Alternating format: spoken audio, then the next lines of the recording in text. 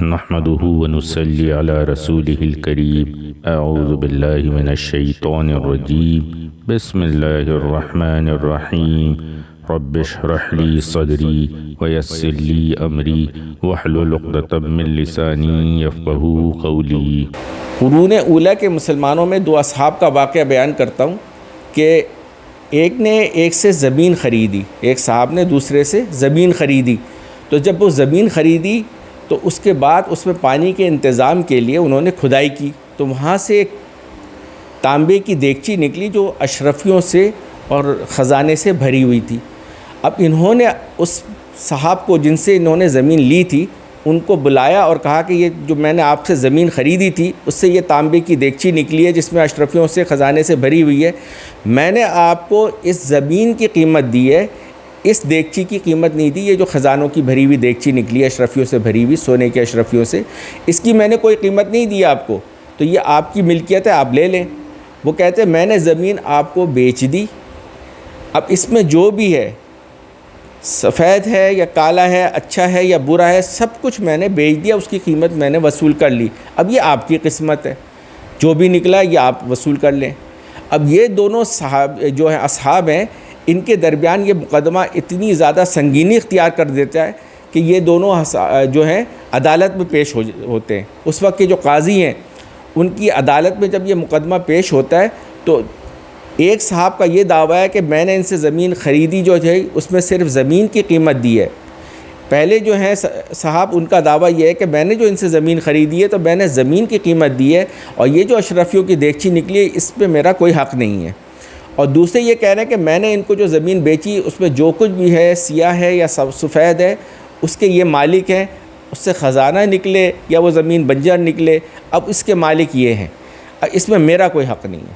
آج کے دور میں ہمارا مقدمہ اس طرح کا چل جاتا ہے کہ میرا حق ہے اور یہ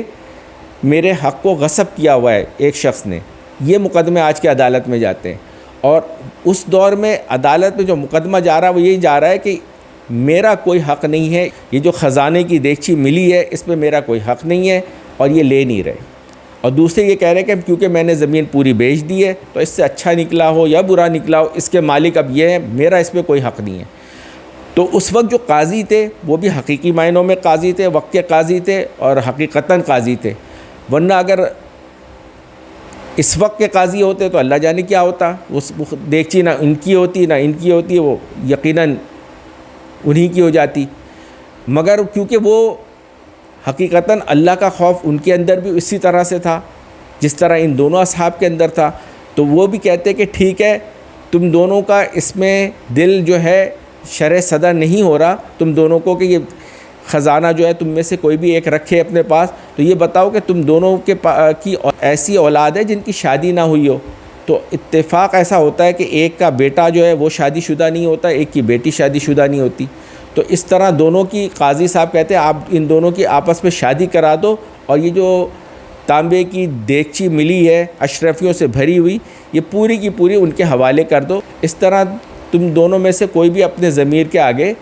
شرمندہ نہیں ہوگا، یا کوئی کسی کو بھی اس بارے میں فکر نہیں ہوگی کہ میں نے کسی کا حق دبایا ہے یا ایک دوسرے میں سے کسی کی حق تلفی کی ہے.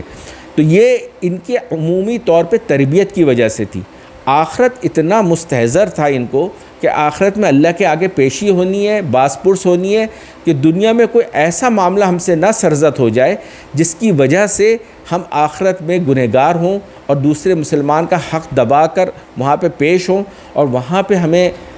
آخرت کی کرنسی جو کہ اعمال ہے اس کی صورت میں انہیں جو ہے بدلے میں اپنی نیکیاں اور اپنے اعمال دینے پڑیں. یہ اتنا زیادہ ان لوگوں نے اپنی ایسی ان کی تربیت ہوئی تھی. رسول اللہ صلی اللہ علیہ وسلم کے پورے دور میں صحابہ کرام کی اسی طرح تربیت ہوئی، پھر تابعین کے دور میں ان کی اسی طرح. یہ جو قرون اولیٰ کے تینوں دور ہیں جن کے بارے میں رسول اللہ صلی اللہ علیہ وسلم نے فرمایا خیر القرون قرنی ثم الذین یلونہم ثم الذین یلونہم، کہ سب سے بہترین جتنے بھی دور ہیں دنیا میں قیامت تک جتنے بھی دور آئیں گے ان میں سب سے بہترین سب سے زیادہ خیر والا دور جو ہے وہ میرا دور ہے، پھر میرے صحابی کا، اور پھر میرے صحابیوں کے جو تابعین ہوں گے ان کا دور ہوگا. تو یہ تینوں دوروں کے بارے میں یہ جو ادوار گزرے ہیں قرون اولیٰ کے، ان کے بارے میں اہل حق اس بات پہ متفق ہیں کہ یہ تینوں ادوار میں حق جو ہے وہ غالب رہا، خباثت مغلوب رہی، اور ان تین دو ادوار کے گزرنے کے بعد خباثت نے غلبہ پانا شروع کیا، اور پھر یہی مسلمانوں کے انحطاط کا سبب بنا۔ اور آج بھی اگر ہم اپنے اعمال کا جائزہ لیں تو دنیا کی جیسے جیسے محبت ہمارے دلوں میں بڑھتی چلی گئی، اور دنیا کی لذتوں کا اور دنیا کی جو نفس کی جو خواہشات ہیں ان کے پورا کرنے کا یقین جب ہمارے دلوں میں بڑھتا چلا گیا، یعنی دور پورا کا پورا ہی خراب ہوتا چلا گیا۔ تو اللہ پاک ہمیں بھی ایسے ہی جیسے قرون اولیٰ کے ایمان والوں کے دلوں میں اللہ کی ربوبیت کا یقین تھا، آخرت میں پیش ہونے کا یقین تھا، اور اپنے اعمال کو سدھارنے اور اس کی اصلاح کی ایک فکر تھی، اس کے لیے اپنے آپ کو وہ ہر وقت فکر مند رہتے تھے کہ ہم سے ایسے اعمال نہ سرزد ہو جائے، یا لوگوں کے معاملے میں، خصوصاً لوگوں کے معاملے میں، لوگوں کی حق تلفی ایسی ہے جس کی کوئی دوسری کوئی صورت نہیں ہے آخرت میں جو باس پرس ہوگی، کسی کی حق تلفی کی ہوگی، کسی کی دل آزاری کی ہوگی، کسی کو ایذا رسانی کا سبب بنا ہوگا، تو پھر یہ بچت بہت مشکل ہے۔ پھر وہاں پہ جو کچھ دینا پڑے گا بدلے میں، وہ آخرت کی کرنسی کی صورت میں وہ ہے اپنے اعمال، اور وہاں پہ ایک ایک عمل کی قیمت کا اپنی آنکھوں سے ادراک ہوگا کہ کتنی قیمتی چیز ہے۔ تو اس وجہ سے دنیا کی زندگی میں اپنے اعمال کی، اپنے اخلاق کی اصلاح بہت بڑا مسئلہ ہے۔ اللہ مجھے بھی اور ہم سب کو اس بارے میں خوب جو ہے نا فکر مند ہونے کی توفیق دے، تاکہ ہم اپنی دنیا کی زندگی کو سنوار لیں۔ اگر ہم نے اس دنیا میں اپنی زندگی کو آخرت کے اعتبار سے سنوار لیا اور ہم کسی کے بھی حق تلفی کرنے والے نہ رہے، تو انشاءاللہ آخرت ہماری بہترین ہو جائے گی، اور ہم جو ہے اللہ کے یہاں جب پیش ہوں گے تو ہمیں اپنی نیکیاں